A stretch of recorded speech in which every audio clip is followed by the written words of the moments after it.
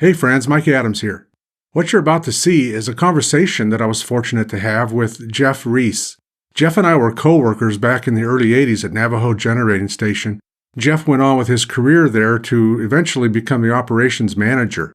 And so I asked him to do an interview with me. We had talked a little bit through social media about the stacks the stacks coming down at Navajo and kind of some of the things that were running through our minds.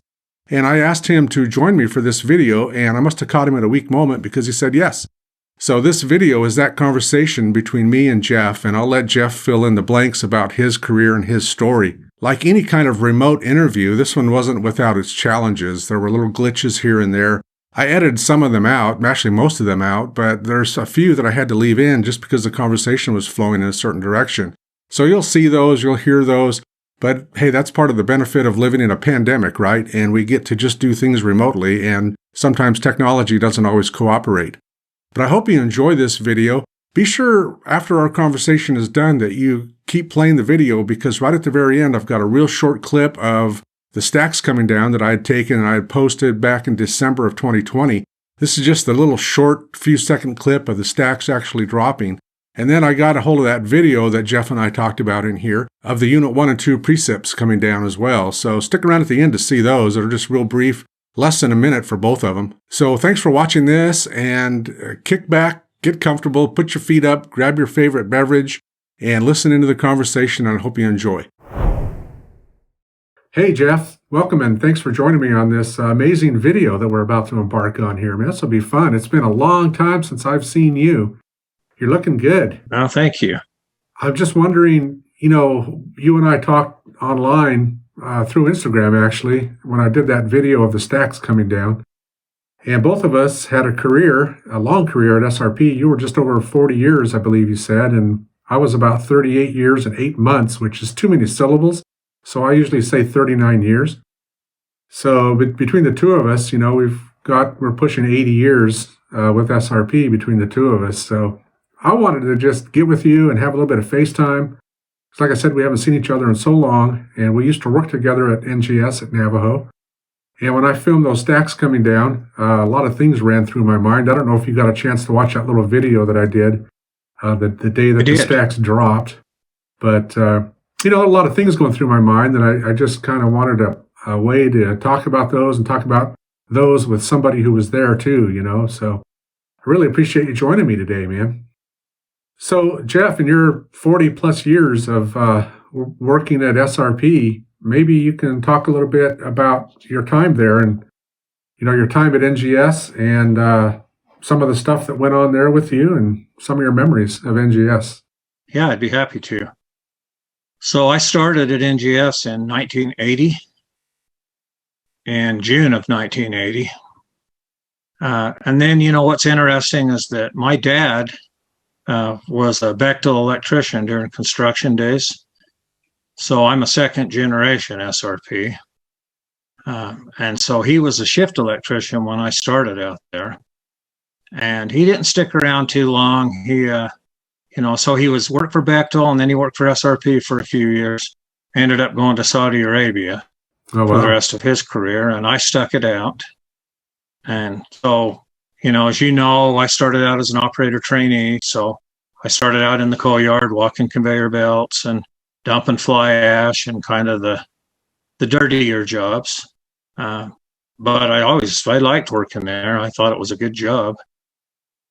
I spent a little bit of time in every job in operations. So I had every job that there was in operations at Navajo.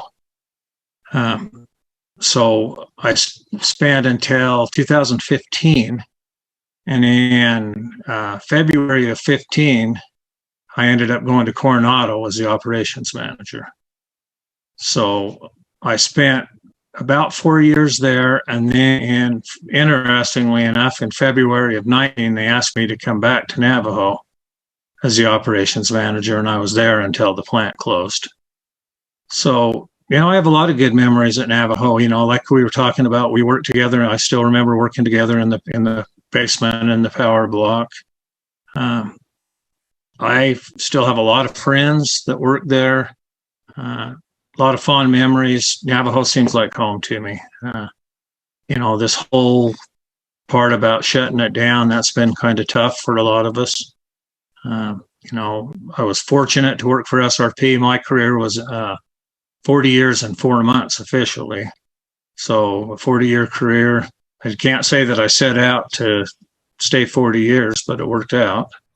So, I've been pretty fortunate with that, pretty blessed, really. Yeah, exactly. I work with, because you remember when we first got there, all our supervisors were young guys. They were all guys in their 20s for the most part. I remember we had a couple that were probably in those days in their 40s, and we thought they were ancient.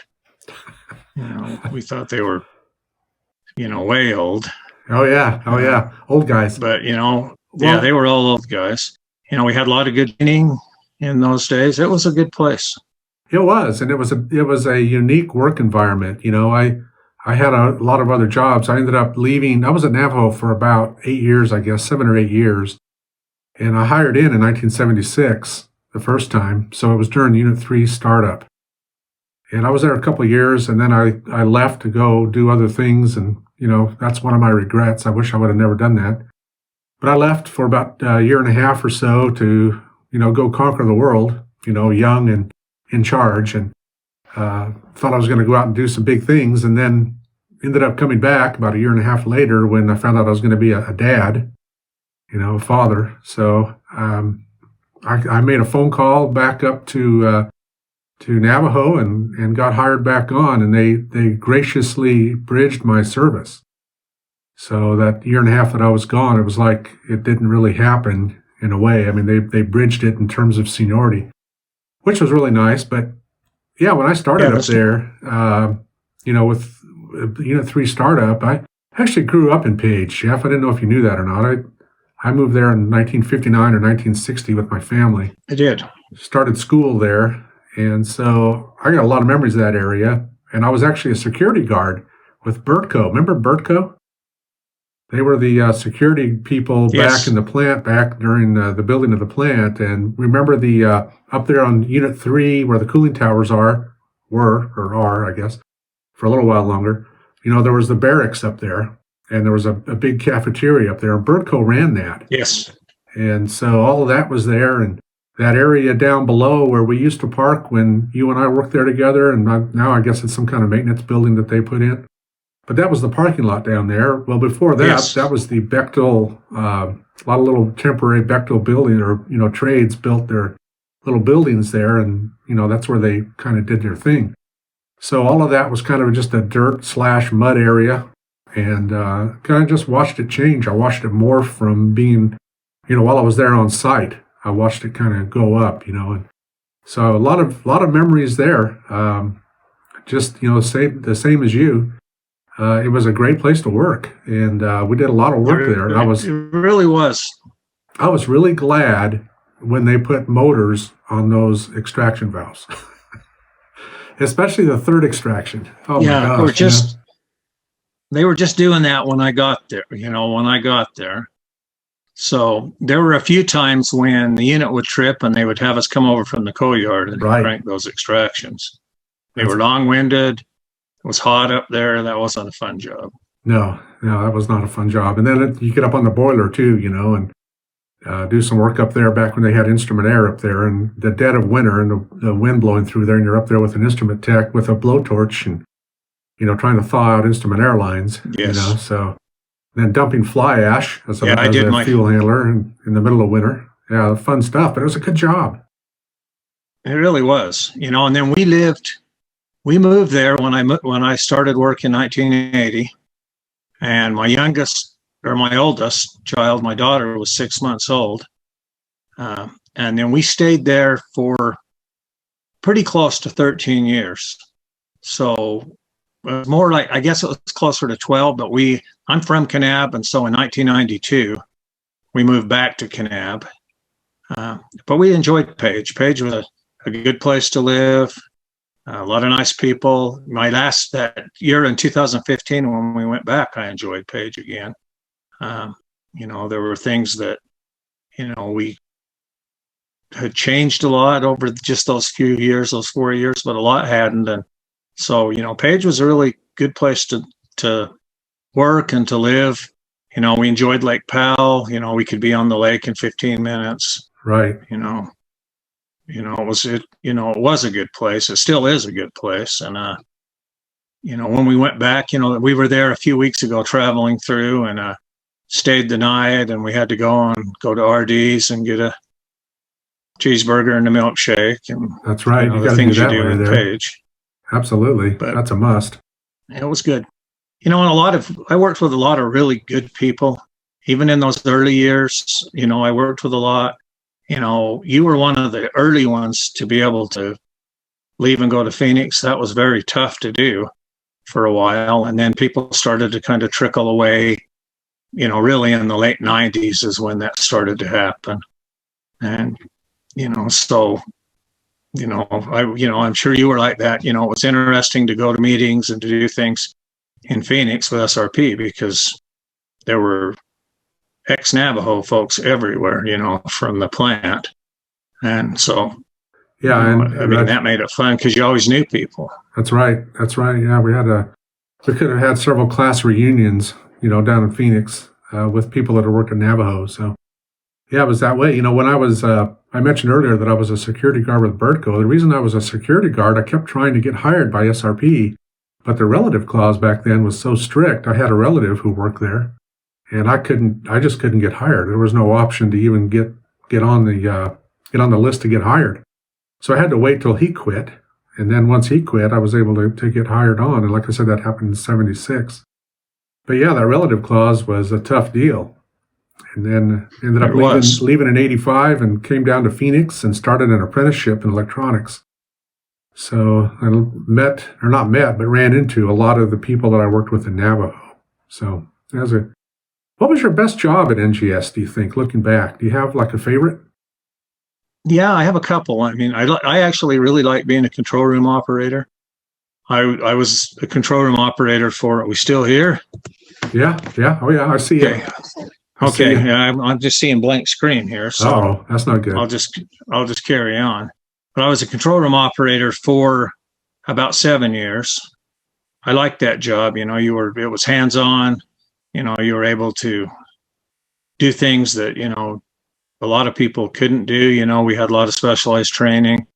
It was stressful. Sometimes it was boring, but I actually really liked the job. And then, I liked being a shift supervisor. That was a good job. I was that for 8 years. I was a first line supervisor for about 13. And then I liked being the manager of operations. That was a good job. It seemed like, I adapted to that pretty well. It was something that I enjoyed. That's great. I think my favorite job at Navajo, and I can say my favorite job at SRP, was as an AO, as an aux operator there in the basement. I really enjoyed that. I liked especially on a unit trip or a unit startup. There was a lot to do, and you kind of get good at it. You learn how to stay one step ahead of the control room operator. So yeah, I like that. I like that job, and you got a real good feel for the control room operators that were good to work for and knew their business, and the ones that were not as good. That's exactly right.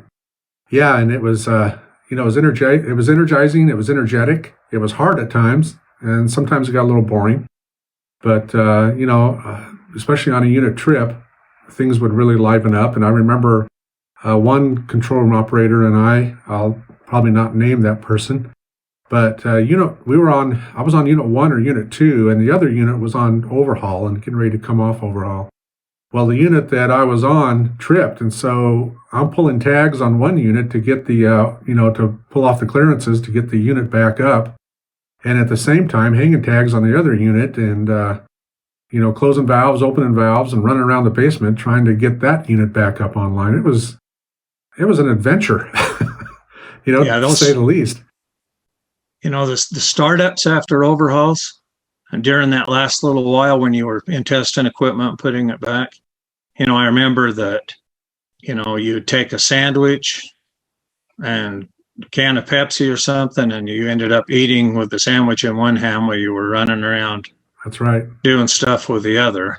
And that wasn't normal, but that was the way it was when it was super busy. And We Right. had those days, I always kind of just figured in operations it's feast or famine. You had a lot of free time, time to do things that you wanted, and then when you were busy, you didn't have any free time. Yeah, that's a good way to put it. So, yeah, I've told several people that too that I worked with here. I retired in 2017, December of 2017, so right at the end of the year. But when I was still out there working, I ended my career as a PDO dispatcher. I don't know if you knew that or not. Yeah, I did. I was in PDO, and that's where I ended my career. So there were a lot of, ex-NGSers there too, which I could really relate to. And just in conversations with them, kind of like we're having right now about Navajo, there was so many good memories there over the years. It was just a fun place to work for me. It was just enjoyable. I looked forward to going out to work, and that aux operator job was, hands down, I think probably my favorite of all of them there at SRP, not just at Navajo, but at SRP. And of course, that's when I left. I was an aux operator when I transferred down to the valley and started my apprenticeship. So anyway, Yeah, I was. We had.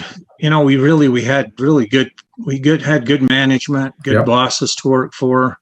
I was hired by Charlie Brumback,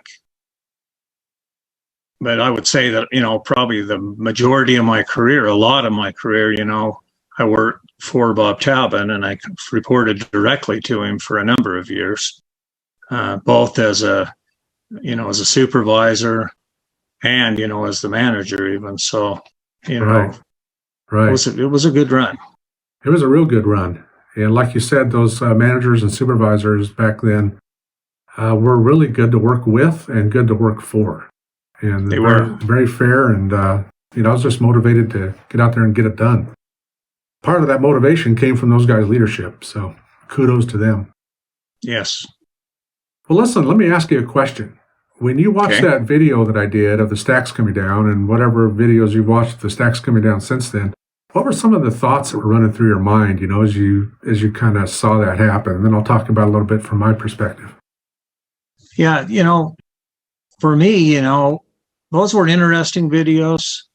I mean, I think that what they did is fascinating how they did it, but I didn't see that as, probably the same entertainment that a lot of people saw that is. To me, it was kind of a little bit of a dagger in the heart. It's the end of an era.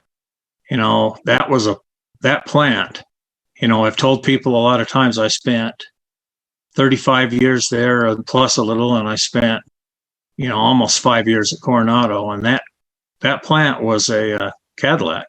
I mean, that's the nicest plant that I ever walked into, and I've been into quite a few over the years. It was the most well laid out, well thought out, and it was really well maintained. The last little bit, not as much, but that was intentionally done that way. But, that was tough for me. And I think it was tough for a lot of people. It was interesting, the communication I had with a lot of people that I'd worked with over the years. A lot of us were keeping in touch over that. And I think most of them felt the same way, that, you understand it, it's something that's just, was going to happen, but you sure had regrets about it. And I will tell you that I haven't been through Page since that skyline has changed, but that will be hard for me to look out there and not see those stacks. That's, to me, was part of the skyline for Page. It was kind of you'd come over the hill coming from Kanab or coming from Kayanda. That was always kind of a beacon out there in the desert that you were about to get home. So that was hard for me. I can't say that I enjoyed it. I thought it was entertaining as far as their ability to make those fall the way they did, but tough for us, tough for me. Yeah. Yeah, I kind of felt the same way, and of course you spent so much more time out there than I did. And, I even had some thoughts about that as those things were falling, and I was, standing there videoing this right off the highway there. And as they were falling, just the memories that would come back. First Unit 1 went down, then 2 and 3, and then at the same time that 2 and 3 went down, the Unit 3 precipitators, crumbled. And it's really weird, but I thought about the times I'd been on the Unit 3 precips, and some of the stuff that had happened up there, and and then watching it fall. And it's hard to explain when those stacks hit the ground, there was a rumble that kind of shook you from the inside out, and you don't really get it on the camera. You don't hear it, you don't feel it, but it was very real. And as they hit, I thought, man, this is sad. And the guy next to me, I don't know who he was. I've never seen him before, but he must have been an employee. But he said as soon as the first two stacks dropped, he said, I don't know if you heard him on the video, he said, all that work for nothing. And I captured that on the video. It's on that video that I did. He goes, man, all that work for nothing. Now, again, I don't know who he was, but that kind of summed up what I was thinking. So many memories and so much stuff had happened out there, and then boom, all of a sudden it just laid flat. It's gone. I don't know what they've demolished since then. I haven't been back up there. But yeah, you probably saw the video of the other two precips. I did not. No, I'll make sure I get that to you. Yeah, please. There's a really good video of the other two precips falling, and then I'm hearing April, May sometime when the boilers come down. Okay. That'll be tough. Yeah. But I think the stacks are very symbolic, the height, the size, that's very symbolic. To me, that's just kind of the end. And tough, it was tough. I was there at the end when we shut down, and in fact, I was in the control room when we shut the last units down, and it's tough to see it. It's tough to see it end. I mean, and it's interesting because you see it end, and it's just going to end up being completely wiped off the face of the earth, really. And it's tough to think that I spent so many years of my adult life there, right? And to have it all just wiped out, it's a little tough, Yep. Yeah, and I'm with you as far as that skyline. The next day I was impaged for 3 days, and the day following the stack implosion, just looking out there, it was just weird. There's just the units were there, what was left of them. Power block was there, the boilers were there, but there was nothing else. They were just gone. And I thought, that's just weird looking. Yeah, that's not right. It just doesn't seem right. Especially when you think back that when I was in, junior high probably early junior high, I remember standing out there on the, off the mesa off Chapman's Trailer Court, looking out toward the plant, and they were building something out there back then. There were trucks and stuff moving dirt, and I remember standing there thinking, I wonder what that's going to be. There's something going on out there. Somebody's building something out there. Well, obviously, it turned out to be NGS, but, to watch that thing go up and then to watch it go down was just really weird for me. Yeah, it was. I mean, I was a first-line supervisor back then. Remember assistant shift supervisors? Yes. So that was the job I had when they built those stacks, because remember, they built new stacks for the scrubbers. Right. And lowered the other ones down to a couple 100 feet tall.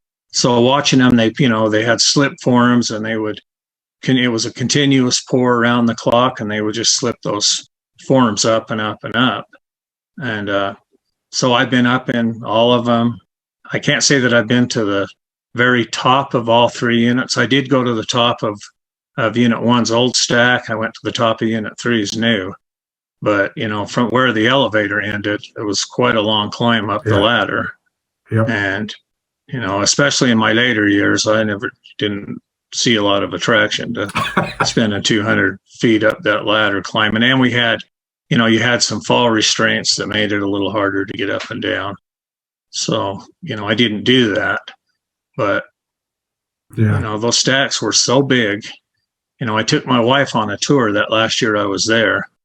In 19, and she was surprised, I think, at how big the stack was when you were standing in the base in the bottom. I mean, giant. Yep. And so it's something that stays on my mind a little bit. I'm sure that it will. Oh, I can imagine. You can't spend that many years without. Yeah, it's part of your life. You spent a good chunk of your life out there, and you made a living out there. And you got to know people out there, and in that kind of a setting, it becomes more than just work. You build friendships and relationships with people. Yeah. I kind of refer to those folks as my NGS family. I had my Coronado family, my CGS family, and then my NGS family.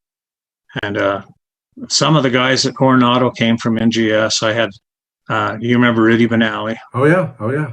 And Rudy came down as a shift supervisor and worked with me down there. And I had a few others that came down, Jarvis and Little Sunday. And so, always a good reminder of, those friendships. Rudy was one of the guys that trained me in the early days. He was there a little ahead of me. And so he's still around, he's 40, probably 42 years. But, SRP is an interesting company because, having 25 years is not particularly long at SRP. True. There's a lot of longevity there. So that tells you something about the company. Yeah. It really does. And, I've told people, how fortunate I think I was that, I raised my family and spent all those years, and we always had a good job, and we had medical insurance, and always had food on the table and clothes, and we didn't really experience a lot of the hardships that other people do. And then, as SRP had a really nice pension plan and right. Health insurance, and so you're able to finish your career and walk away and still live a good life. That's right. Being a part of that shutdown, like you were saying, being in a control room must have been really weird for you too. That must have just been strange. What we did there in that last year, they kind of started it before I got there, but SRP started redeploying those regular employees to jobs in the valley and to some of the Coronado jobs. And so as we started losing people, we still needed to be able to operate the plant. So what they did is they went with a couple of staffing agencies and they started to fill those jobs, temporarily with contractors. And sadly, because of coal plants closing across the country, there were a lot of experienced people out there, a lot of experienced operators. So what we would do is, as we'd lose the NGS people, we would just hire in these contractors through these agencies. One of the fun things about that for me is that we had lost a lot of supervisors over that time too. So we hired back retirees. Oh. So I think we figured I had nine retired SRP supervisors that came up and worked in ops. I had some of the guys from Coronado. Remember Kenny Johnson? Oh, yeah. Yeah. So Kenny retired at Coronado. He came up. Danny Austin is another one, and Ed Lindquist. So I had those guys, and then I had Sam Carpenter and Bob Ford, Terry Edwards. I mean, I had a big group of guys. Mick Swap, Richard Berry. We had quite a group of retirees there. And those guys were great. They knew the job. They hadn't forgotten anything. And they just jumped in. Leonard Tom was one of them. And they just jumped in and really, we would have never survived without them. And so, we just attempted to keep those units running as much as we could. And like I mentioned earlier, they had kind of scaled back some of the maintenance, especially like the major overhauls, things that were really expensive, because the plant was closing. And so we had a lot of issues, especially with the boiler. We had a lot of tube leaks. And you remember going through startups, Mike. Well, in that 9 months or so, we went through, I think we did 43 startups in 9 months. Nice. So a lot. But we managed to keep the unit running. We kept power when they needed it in the summer. Those contractors did a great job coming in, cold and just jumping into it. So, there at the last, though, that was tough, They shut Unit 3 down about 6 weeks, a month earlier than the others. And that was because APS needed to do some relay work out in the transmission yard that required the unit off. They had to put some reactors out there so that you wouldn't build high voltage on that line with no loading. Yeah. And so then we ended up, trying to run the plant out of coal, which is what we did. So we quit taking coal deliveries, and then we just ran until we burned up pretty much everything that was on the ground. When we finished, there was no coal left.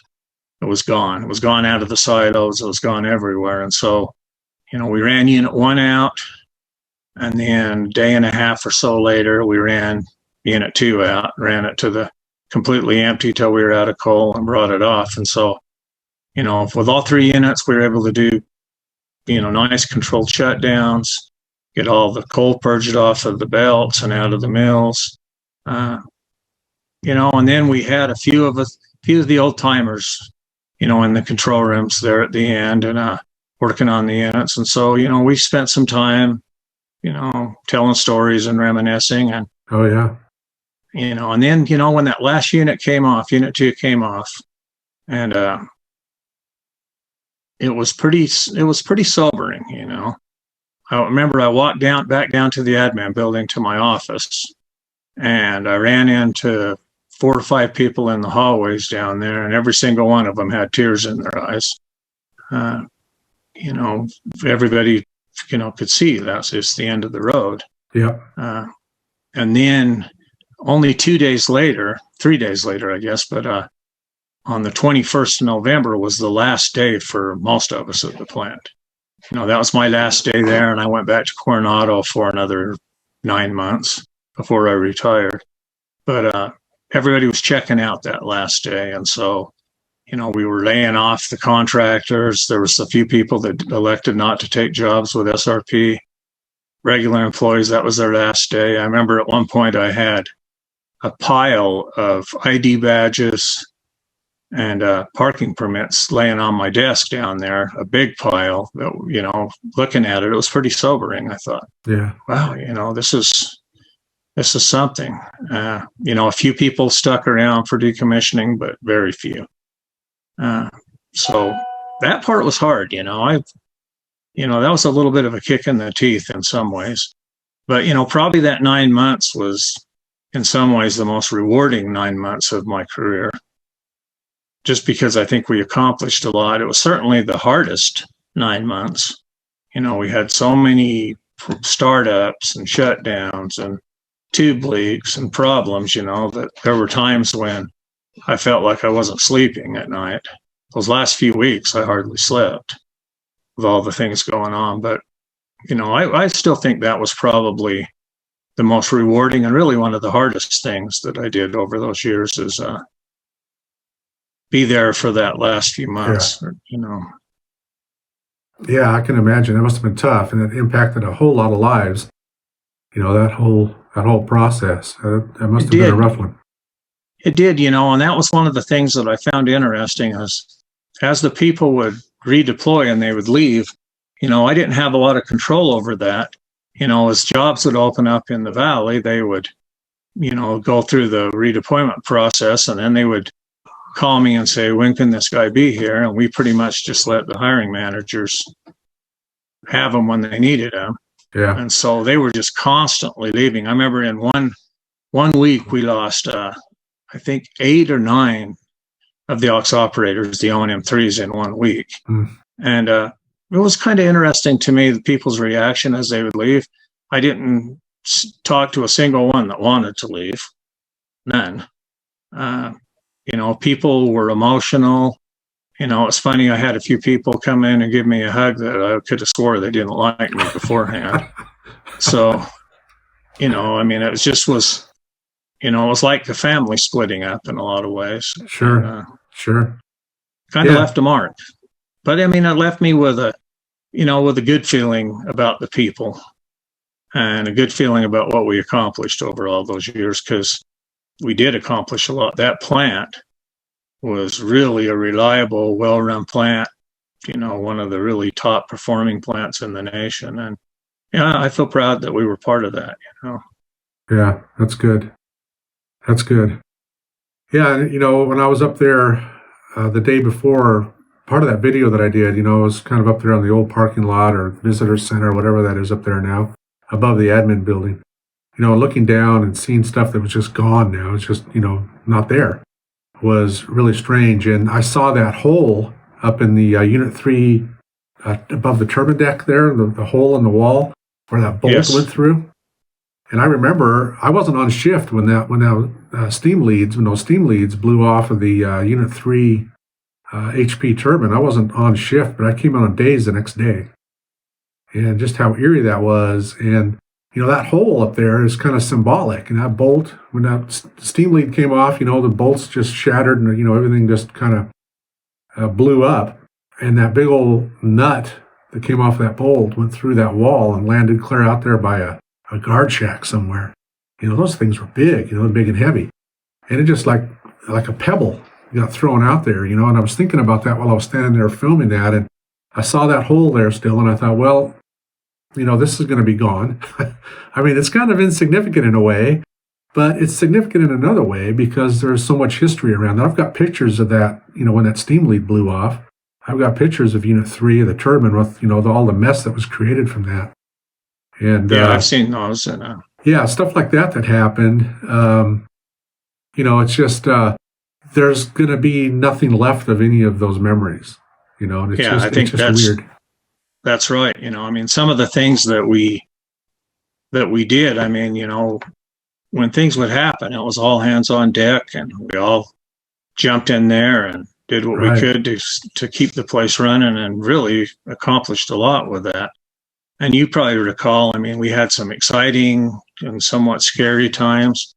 We had steam leaks that we dealt with, major water leaks, had fires. I mean, a lot of things over the years. We always managed to work through them. We always managed to come out the other side. And then, in the end, circumstances beyond our control is what caused the demise of the place. I think that's what's a little bit tough to swallow. That's right. You're exactly right. You hit the nail on the head with that. Jeff, I think I should let you go, buddy. I've taken up a bunch of your time here, and man, I really appreciate you doing this with me. And no, you're more than welcome. Hey, you stay in touch. Hey, I will, and you do the same. And if you can point me to the video or videos, whatever is out there about the Unit 1 and 2 precips. Yep, I will. Do that for me because I want to send those your way. Okay. Okay, yeah. I'll get on and shoot you a message and have you send me an email, but I'll send you. I have a good link to good videos for that. Okay, great. I'll look forward to that. Jeff Rhees has been my guest. Jeff, thanks, and take care of yourself. Stay safe, and let's do this again sometime. Okay, sounds good. All right, thanks, Mike. Thanks, Jeff. Talk to you later. Bye.